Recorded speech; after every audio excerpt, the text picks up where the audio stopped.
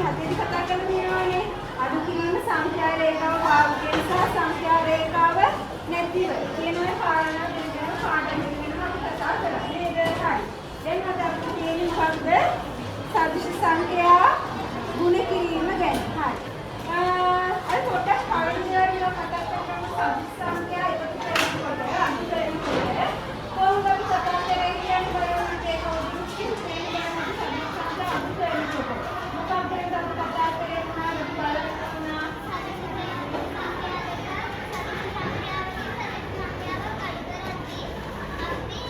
මොකක්ද අපි කතා කරන්නේ බලන්න.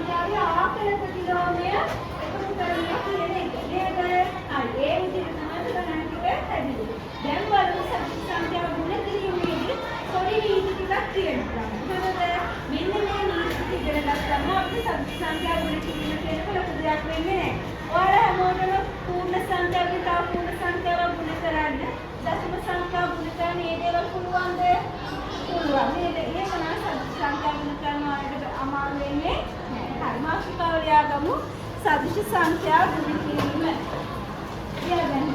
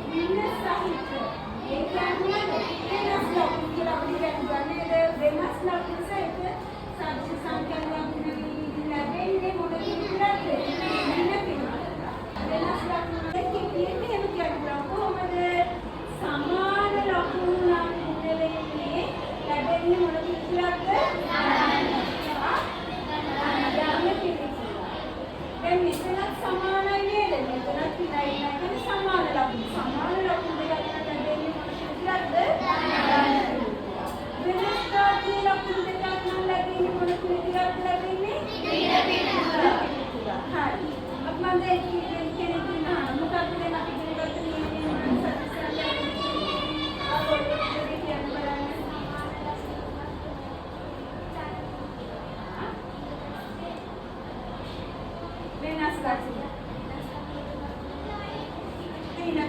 සමාන ලකුණු සහිත සෞඛ්‍ය සංඛ්‍යා ගුණ වීමදී ලැබෙන පිළිතුරේ ලකුණ දන්න.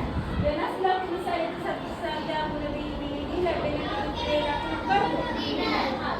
අපි දැන් බලමුද හරිද කියලා. දැන් මම හරියට තුන ගුණ කිරීම 4 වාරකෝ 12. ඒතර මෙයා මොන 12ද?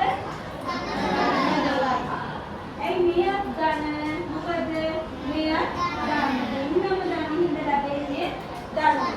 දෙකම සමාන ලකුණු. අපි ළමයි මේ ගානට බලන්න මේ ගානෙ මුදේ හරියට දැන් ඔය නියමය යනවා. 5 වරක් දෙක 10යි. මෙයක් පින මෙයක් පින සමාන ලකුණු සහිත දෙකක් ගුණ ලැබෙන්න මොන විතරද? 10 ලැබෙන්න ඕන 10 10යි. නේද? අපි මේ ගානට බලන්න 3 වරක් 4 12යි. මම 10 12 පින 12 කියන දේ වෙන්නේ කොහොමද? නේද ලකුණු තියා බලලා.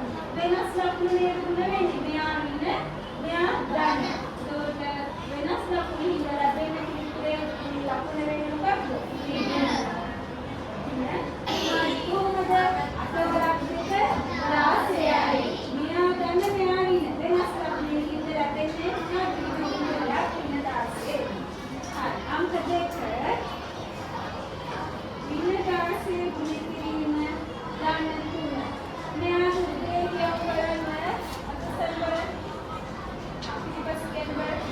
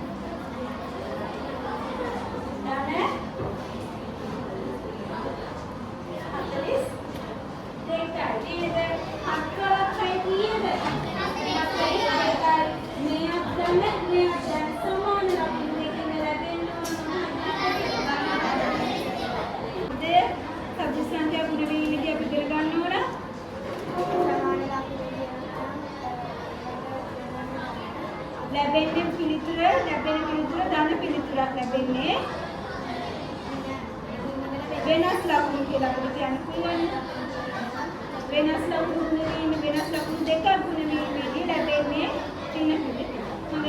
හරි. ওই ටික තමයි සංඛ්‍යා ගුණ වීමේදී අපි දැන ගන්න ඕන නියම. ඒකද නැද්ද? මාතෘකාව වල නේද? සංඛ්‍යා ගුණ කියන අපි ලියා ගමු.